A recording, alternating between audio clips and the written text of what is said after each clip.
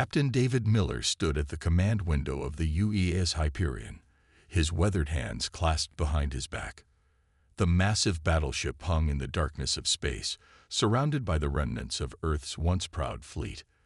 Through the reinforced glass, he could see the distant flashes of light that marked yet another human colony falling to the Galactic Concordat's forces. "Sir, we're receiving the final casualty reports from New Eden," First Officer Lisa Parker said, her voice steady despite the grim news. Her dark hair was pulled back in a tight bun, and her uniform bore the fresh captain's bars she'd received just last week. Too many promotions had come too quickly as good officers died in battle. Miller nodded slowly. "How many did we lose?" "3 destroyers, sir. The UEA's Valiant, Steadfast, and Morning Star. They managed to evacuate 60% of the colonists before." She didn't need to finish the sentence. They all knew what happened when the Concordat took a human world. The bridge crew worked quietly at their stations, the soft beeping of instruments providing a steady rhythm to their grim task. The Hyperion was humanity's newest and most advanced warship, but even she might not be enough to turn the tide. The aliens had pushed them back across half the galaxy, system by system, until only Earth's inner colonies remained. Lieutenant John Cooper spoke up from his weapons station. "Captain, the neural interface is showing green across all systems. Dr. Walsh's modifications are holding steady." Miller allowed himself a small smile. The neural interface was their secret weapon, the one thing the Concordat hadn't been able to copy or counter. It let the crew connect directly with the ship's systems, using human consciousness to boost weapon power and reaction times beyond anything pure technology could achieve. "Status of the consciousness cannon?" Miller asked, turning to face Cooper. "Charged and ready, sir. The crew's emotional energy readings are unusually high." Cooper tapped his display. "I think it's anger, sir. Everyone's seen the footage from New Eden." First Officer Parker moved to Miller's side, her voice low. "Sir, I've been analyzing the Concordat's attack patterns. There's something odd about their shield configurations. When they're firing their main weapons, there's a microsecond delay in their aft defensive grid. It's tiny, but with our neural interfaces, we might have a chance," Miller finished. He straightened his back, feeling the weight of command settle more firmly on his shoulders. "Send the data to Tactical. I want firing solutions that take advantage of that weakness." The ship's AI, spoke through the bridge speakers. Her voice was calm and clear, almost human but not quite. "Captain, long-range sensors are detecting a large Concordat fleet entering the system. Initial count shows 37 ships, including 3 dreadnoughts." The bridge fell silent. Even with their advanced technology, those were impossible odds. The neural interfaces gave them an edge, but they'd never faced such overwhelming numbers. Miller walked to the center of the bridge, his footsteps echoing in the silence. "Send word to all ships in the sector. This is where we make our stand. Humanity has retreated far enough." He looked at each member of his bridge crew, seeing the same determination in their eyes that he felt in his heart. They were the last line of defense between humanity and extinction, and they would not break. "Lieutenant Cooper, begin neural interface synchronization." First Officer Parker, I want those firing solutions distributed to every gun crew. Calculate jump coordinates that will put us right in the middle of their formation. Miller's voice grew stronger with each order. "They think they know what humans are capable of. They think they've seen our best. They're wrong." The Hyperion's engines hummed to life, and Miller felt the familiar tingle as the neural interface activated. Around him, the bridge crew connected to their stations, their consciousness merging with the ship's systems. Through their shared connection, he could feel their resolve, their anger, and their hope. "Sir," Parker said, a hint of awe in her voice, "the consciousness cannon is showing power readings we've never seen before. Whatever's happening with the crew's emotional state, it's amplifying the output." Miller nodded. "Then let's show the Concordat why they should have left humanity alone. Battle stations, everyone. We make history today. The red alert klaxon began to sound, and throughout the massive ship, crews rushed to their posts.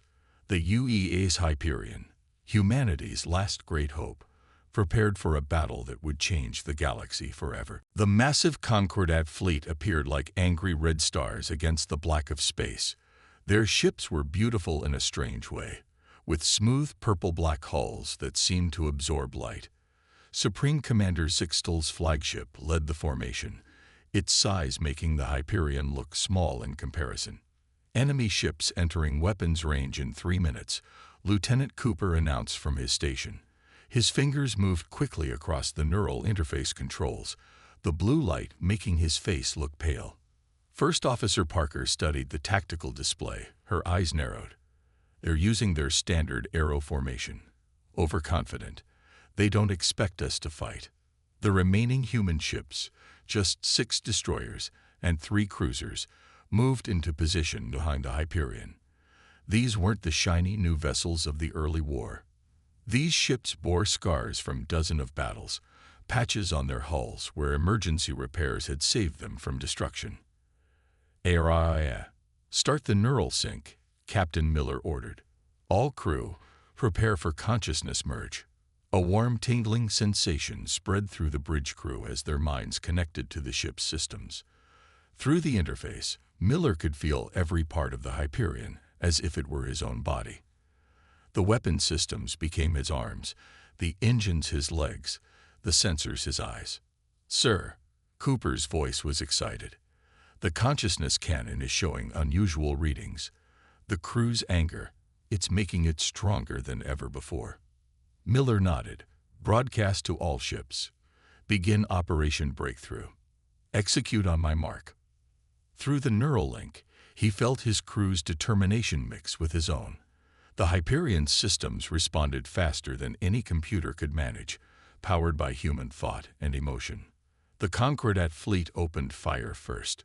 Streams of purple energy crossed space, beautiful and deadly. But the human ships were already moving, dancing between the beams with impossible grace. The neural interfaces let their crews react at the speed of thought. "Now," Miller commanded. The Hyperion's consciousness cannon fired. A beam of pure blue-white light, powered by human emotion and will, struck the lead Concordat ship. For a split second, nothing happened. Then the alien vessel's shields flickered and died. "Direct hit," Cooper shouted. Their shields couldn't handle the emotional energy.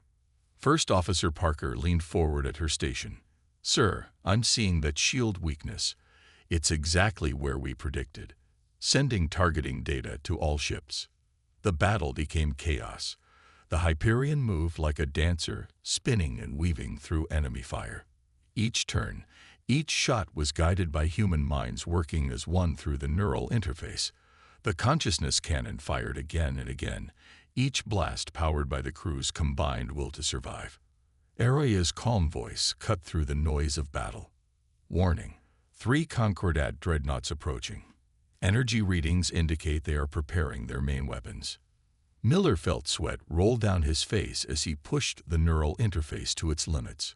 "Cooper, divert all spare power to the consciousness cannon." "Parker, I need a path through their line." "Sir," Parker's voice was strained, "if we punch through at these coordinates, we'll be right in the middle of their fleet. It's suicide." "No," Miller said firmly. "It's our chance. The neural interface lets us react faster than they can. We'll be inside their firing solution before they can adjust." The ship's engineer, Robert Hayes, called up from the engine room. "Captain, the neural systems are running hot. We're pushing them beyond safe limits." "Keep them online, Hayes. We only need a few more minutes." The Hyperion surged forward, its human crew feeling every turn and twist, as if they were moving their own bodies. The consciousness cannon fired continuously now, its power growing stronger as the crew's desperation and determination peaked. Through the neural link, Miller felt something change. The combined emotions of his crew seemed to ripple through space itself. The consciousness cannon's beam looked different, more solid, more real somehow. "Sir," Cooper's voice was filled with awe. The cannon. It's not just affecting their shields anymore. It's doing something to space itself around their ships. First Officer Parker's hands flew across her console. Captain, I'm picking up strange readings. The Concordat ships, they're trying to retreat. Miller allowed himself a small smile.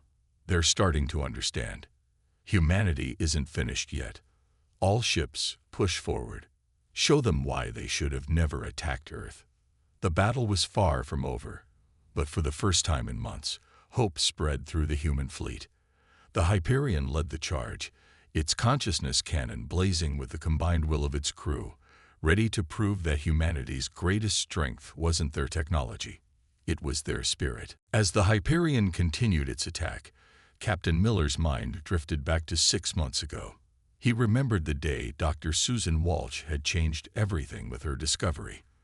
The memory was crystal clear, playing out in his mind even as he commanded the ship through the neural interface.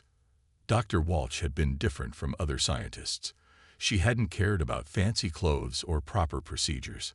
Her lab on Mars base had been messy, with coffee cups everywhere and sticky notes covering the walls. But her mind had been brilliant. The aliens don't understand what makes us special, she had told Miller that day, her gray hair escaping from its loose ponytail. They think it's about our technology. But it's not. It's about what's inside us. She had shown him the first neural interface prototype. It had been small enough to fit in her palm, glowing with a soft blue light.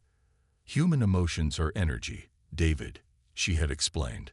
Real, measurable energy. When we feel something strongly, love, hate, hope, fear, it changes the world around us in tiny ways. My interface lets us use that energy. The memory shifted to the test runs. The Concordat had captured other human ships before, had tried to copy Earth's weapons, but they could never make the neural interfaces work. Their scientists had been confused. The technology was simple, so why didn't it function for them? Because they don't feel like we do, Dr. Walsh had said, smiling. They're logical, controlled. But humans, we feel everything so deeply it changes the universe around us. A blast rocked the Hyperion, pulling Miller back to the present. Damage report, he called out. Minor hit to the outer hull. First Officer Parker responded. The neural interface actually warned us before their weapons fired. We're learning to sense their attack patterns. Through the ship's systems, Miller could feel his crew's emotions mixing with his own. Fear, determination, anger, hope, all of it flowing into the consciousness cannon, making it stronger than any normal weapon could be. Lieutenant Cooper spoke up from his station. Sir, look at this. When we fire the consciousness cannon, it's not just hitting their ships. It's like we're hitting the space between spaces. Miller knew what he meant. Through the neural interface, he could feel it too. Each shot of the consciousness cannon felt like it was tearing tiny holes in reality itself. Araya's voice came through the speakers. Captain, I am detecting unusual energy patterns. The crew's emotional output is affecting local space-time in ways that defy normal physics. Dr. Walsh had predicted this too. Just before the fall of Mars, she had sent Miller one last message. The neural interface is just the beginning. Human consciousness is more powerful than anyone knows. When we truly understand it, we'll change everything. She had died defending her lab when the Concordat attacked Mars. But her discovery had lived on, becoming humanity's greatest weapon. Sir, Parker called out, her voice excited. I'm picking up strange signals from the Concordat fleet. They're afraid. Their communications show it. They've never seen anything like this. Miller smiled grimly. They thought they knew everything about us. Thought they could predict what we'd do, but they never understood what makes humans different. Through the neural interface, he could feel his crew working as one. Each person's emotions and thoughts flowing together, making the ship more than just metal and circuits. The Hyperion had become something new, part machine, part human consciousness. Lieutenant Cooper, status of the consciousness cannon. Still charging, sir, but it's different now. The energy readings, they're off the charts. Whatever we're doing, it's changing how the weapon works. Miller thought of Dr. Walsh and her messy lab, of all the people who had died getting them to this point. The neural interface let him feel his crew's memories too. Their losses, their hopes, their dreams of seeing Earth safe again. AI, give me a ship-wide channel, he ordered. When the AI confirmed the connection, Miller spoke to his entire crew. This is your captain. What we're doing here isn't just about winning a battle. It's about showing the galaxy what humanity really is. Every emotion you feel, every memory you hold, every hope you carry, it all matters. It all makes us stronger. Dr. Walsh knew it. Now it's time for the Concordat to learn it too. The consciousness cannon pulsed with blue-white light, stronger than ever before. Through the neural interface, Miller could feel something building. Something that would change everything, just as Dr. Walsh had predicted. The true power of human consciousness was about to be revealed to the galaxy. The Hyperion shook as 30 Concordat dreadnoughts surrounded it. Their purple-black hulls blocked out the stars, making space itself seem dark. Captain Miller stood firm on his bridge, feeling the neural interface hum with the emotions of his crew. Multiple targeting locks. Lieutenant Cooper shouted, "They're trying to box us in." In the engine room, Chief Engineer Robert Hayes worked frantically at his station. Sweat dripped down his face as he pushed the neural systems beyond their limits. "Captain, these readings are crazy. The emotional energy from the crew, it's doing something to the ship's power core." Through the neural interface, Miller could feel it too. Every system on the Hyperion was running hotter, stronger, powered by more than just normal energy. The consciousness of the crew flowed through the ship like electricity through wire. "Sir," First Officer Parker called out, her voice tense. "The Concordat ships are charging their main weapons, all of them, at once." Aria's calm voice cut through the chaos. "Warning. Conventional shields will not withstand this level of firepower. Survival probability, less than 2%. Miller took a deep breath. "Then we don't use conventional shields. Cooper, route all power to the consciousness cannon." Hayes, push the neural interface as far as it will go. "Parker, plot us a course straight through their line." "Sir." Parker's eyes went wide. "That's impossible." Miller smiled. "Good. The Concordat doesn't expect impossible things from us. That's their weakness." The enemy fleet opened fire. 30 beams of deadly purple energy streaked toward the Hyperion. Time seemed to slow down as the neural interface connected every crew member's mind into one. Then something strange happened. The space around the Hyperion began to ripple, like water disturbed by a stone. Through the neural interface, Miller felt a new sensation, as if reality itself was responding to the combined will of his crew. "Captain." Cooper's voice was filled with wonder. "The consciousness cannon. It's not just firing energy anymore. Look." The weapon's blue-white beam had changed. Now it seemed to bend space itself, creating paths where the Concordat's weapons couldn't reach them.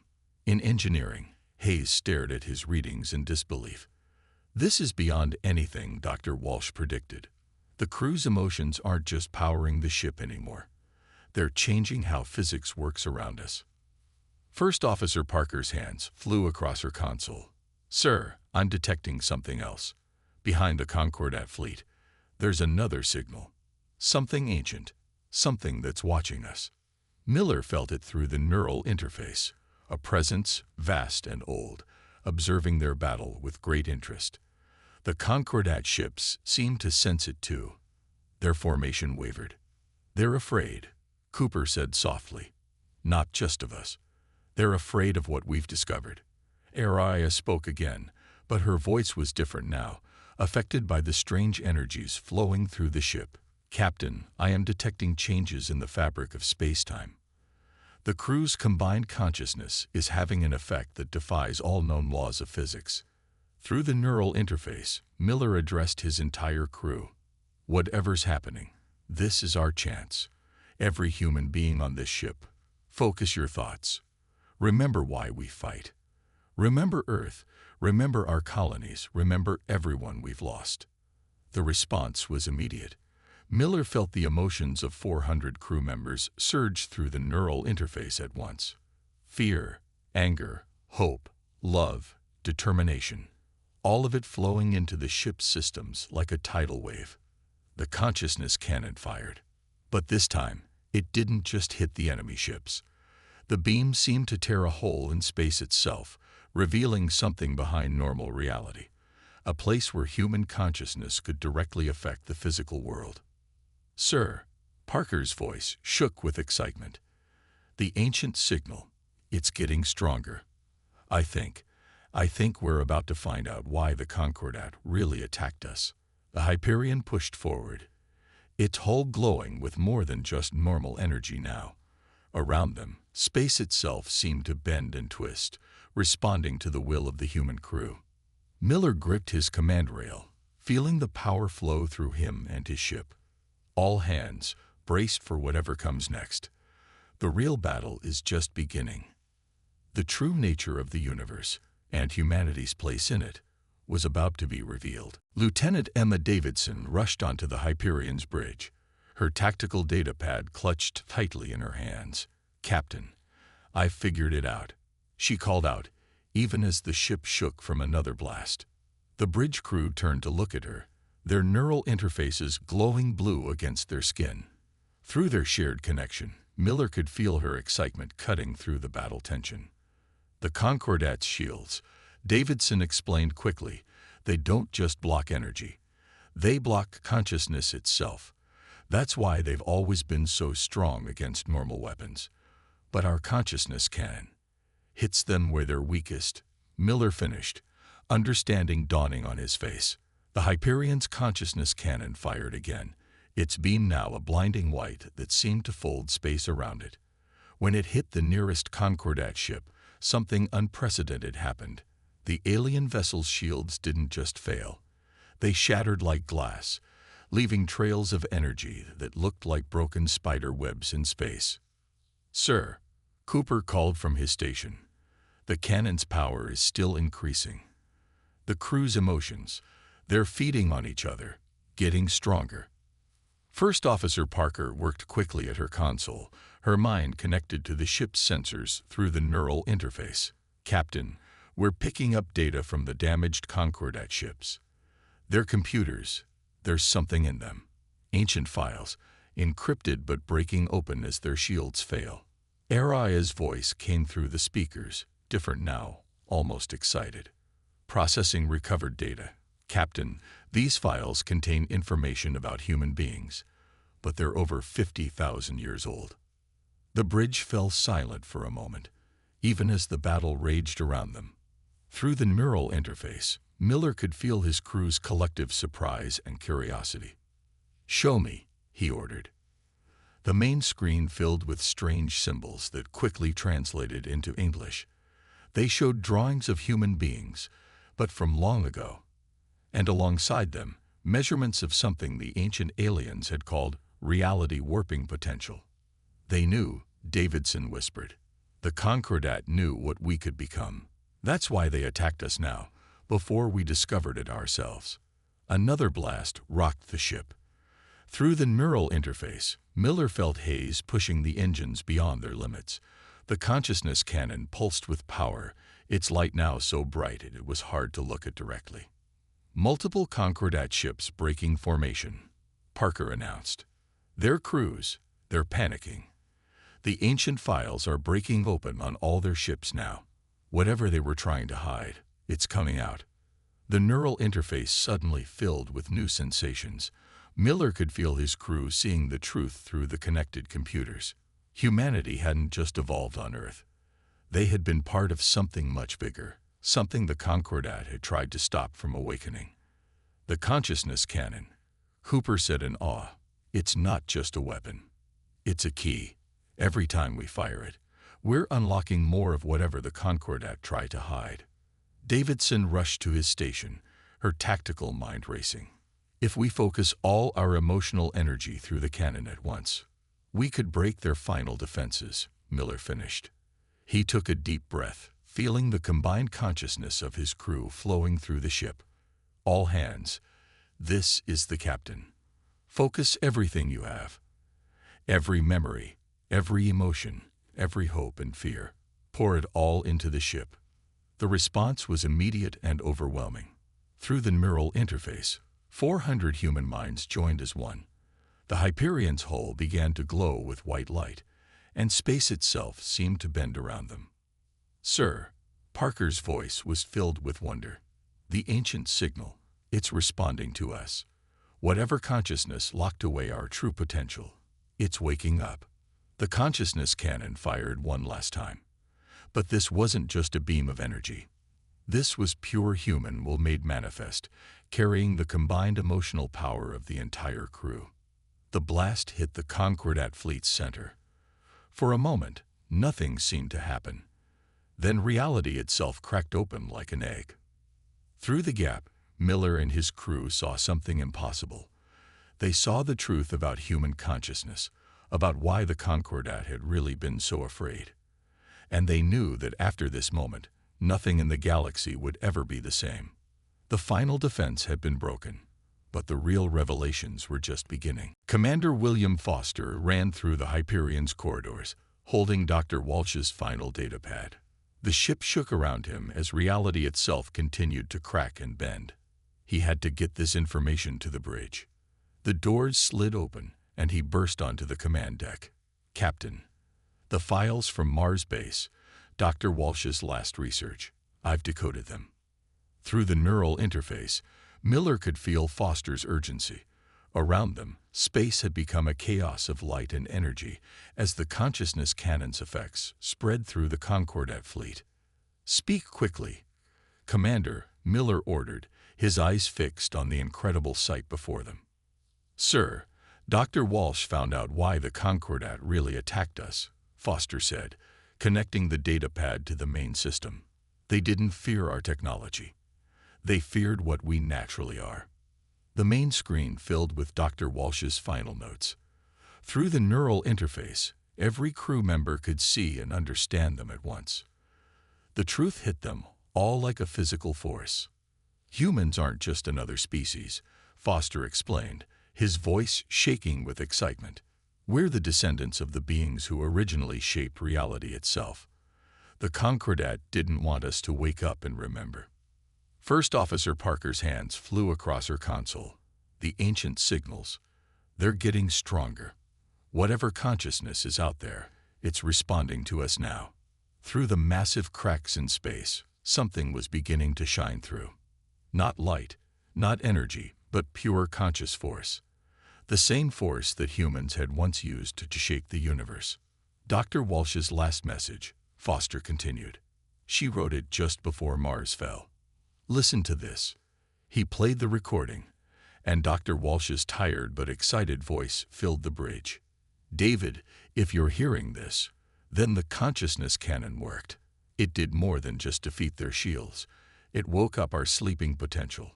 The Concordat buried our true nature under layers of genetic locks, but they couldn't remove it completely. Human consciousness can affect reality directly. That's what they feared. That's what they tried to stop. But now we're remembering." Lieutenant Cooper called out from his station. "Sir, the consciousness cannon, it's changing. The crew's emotions aren't just powering it anymore. They're becoming it." Miller could feel it through the neural interface. Every human on the ship was beginning to glow with inner light. Their combined consciousness was no longer just a weapon. It was becoming something more, something ancient and powerful. Araya's voice had changed completely now, resonating with new understanding. "Captain, the ship's systems are registering changes in the fundamental structure of space-time around us. The crew's awakening consciousness is rewriting the laws of physics themselves." Through the view screen, they watched as the Concordat ships began to retreat. But it was too late.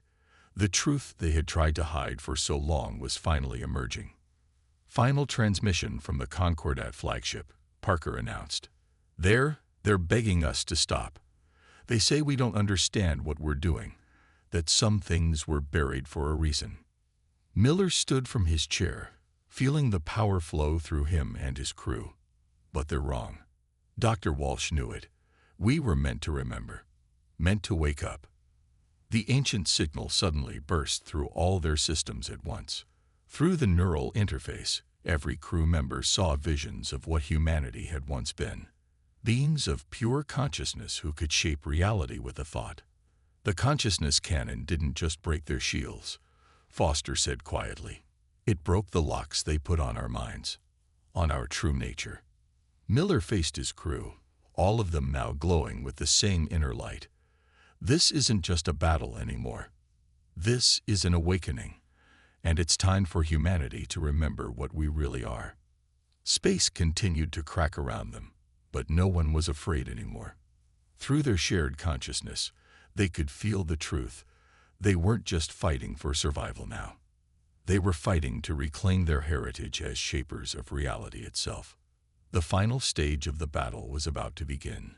But it wouldn't be fought with ships and weapons. It would be fought with pure consciousness, as humanity finally awoke to its true nature and power. The galaxy was about to change forever. The UES Hyperion hung in the center of a shattered reality. Space itself had broken open like a cracked egg, revealing the true nature of the universe beneath.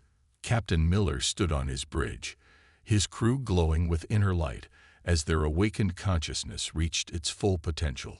All stations, Miller commanded, his voice resonating with new power.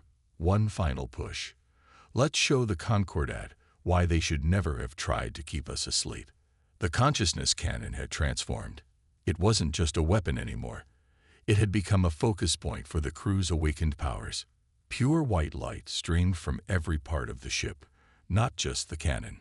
"Sir," Lieutenant Cooper called out, his body floating slightly above his station. "The Concordat fleet, they're trying to escape through fold space." First Officer Parker smiled, her eyes now shining with ancient knowledge. "They can't run from what we've become. We can see all the layers of reality now. There's nowhere they can hide." Through the neural interface, Miller could feel every member of his crew. Their minds had expanded beyond the ship's systems, touching the fabric of space-time itself. Dr. Walsh's final discovery had changed everything. Multiple fold space ruptures detected. Aria announced, her artificial consciousness now merged with the crew's expanded awareness. The Concordat ships are attempting emergency jumps. "Not this time," Miller said firmly. He reached out with his awakened consciousness, feeling his crew do the same. Together, they touched the fold space ruptures and gently closed them. The Concordat fleet hung trapped in normal space, their greatest technology useless against humanity's remembered powers. Their ships looked small now, almost fragile against the backdrop of broken reality. The Supreme Commander of the Concordat fleet sent one final transmission. "Please, we only sought to protect the galaxy. Your kind, you were too powerful.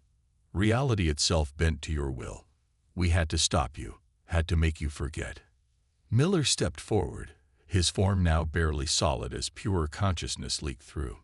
"You had no right to take our heritage from us, no right to bury our true nature. But now we remember. And now you'll learn why your ancestors feared us so much." The combined consciousness of the Hyperion's crew reached out, not to destroy, but to change. The Concordat ships began to glow as human consciousness rewrote their very structure. "Sir," Commander Foster called out, reading from systems that now seemed primitive compared to their awakened senses. "The ancient signals, they're everywhere now. All across the galaxy, humans are starting to remember." Reports flooded in from every human world and ship. The awakening was spreading. Humanity was remembering what they had once been, what they could be again. Reality rippled and changed as more and more humans reclaimed their ancient power. "Captain," Parker said softly, "look." Through the broken veils of normal space, they could see the truth. Humans hadn't just been powerful, they had been the original shapers of reality, the ones who had written the laws of physics themselves. And now they were remembering how to write those laws again. The Concordat fleet hung helpless as Miller made his final decision. "We won't destroy you," he told them. "That's not what we were meant for. Instead, we'll show you what humanity really is." With a thought, the combined consciousness of the crew reached out and transformed the Concordat ships. Not into debris, but into something new. Something that could travel between the layers of reality that humans could now see. "It's done," Miller said quietly. "The war is over. But this is just the beginning." He looked at his crew, all of them now existing as much as pure consciousness as physical form. Dr. Walsh's discovery had done more than save humanity. It had awakened them to their true nature. "Send word to Earth," he ordered. Tell them humanity just remembered what we really are, and we're never going back to sleep again." The Hyperion turned toward home, but not through normal space. Reality parted before them like a curtain as they traveled through layers of existence that only awakened humans could see. The galaxy would never be the same. Humanity had not just survived, they had transcended. And as their consciousness continued to expand and remember, the universe itself would transform. The age of sleeping giants was over. Humanity was awake again, and reality itself would reshape to welcome them home.